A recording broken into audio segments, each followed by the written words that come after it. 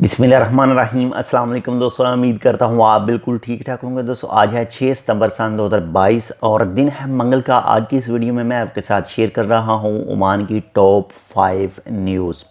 तो सबसे पहले जो बात करते हैं, आप तो जानते हैं कल ओमान के बहुत सारे इलाकों में, बहुत सारे हिस्सों में जो लाइट बंद हुई थी, बिजली बंद हुई थी, उसकी जो वजह है वो तलाश की जा रही है। और मुख्तलिफ जो हुकूमती अफराद हैं वो मुख्तलिफ़ जो स्टेशन हैं वहाँ का दौरा कर रहे हैं और चेक कर रहे हैं, तलाश कर रहे हैं कि वजह इसकी क्या थी, क्यों बंद हुई, ताकि मुस्तकबिल में कोई भी ऐसी सिचुएशन जो है वो सामने ना आ सके। इसके बाद नंबर 2 पर जो न्यूज़ है, आज एक आर्टिकल आया था मिनिस्ट्री ऑफ लेबर की तरफ से, वो टाइम ऑफ ओमान में आया था और उसमें कहा गया था कि उनकी एक जो सर्विस है उसमें थोड़ी सी मुश्किलात है, वो ओके नहीं हो रही। यानी जो स्मार्ट कार्ड के हवाले से थी, PKI के हवाले से थी, उसमें थोड़ी सी मुश्किलात सामने आ रही थी। मे भी हो सकता है कि इस वक्त तक वो सही हो चुकी हों।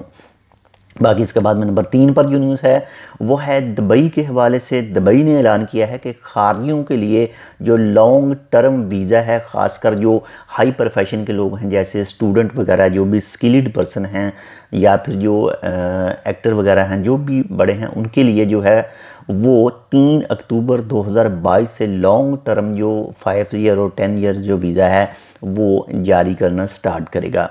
इसके बाद में नंबर 4 पर जो न्यूज़ है वो है ओमान इलेक्ट्रिकल ट्रांसमिशन कंपनी की तरफ से, उनके जो CEO हैं उनके हवाले से एक रोमर जो है, एक अफवाह जो है वो फैली हुई थी सोशल मीडिया के ऊपर कि ओमान जो इलेक्ट्रिक ट्रांसमिशन कंपनी है उनके CEO को बरतरफ किया गया है कल जो हादसा हुआ था लाइट के हवाले से, इसकी वजह से।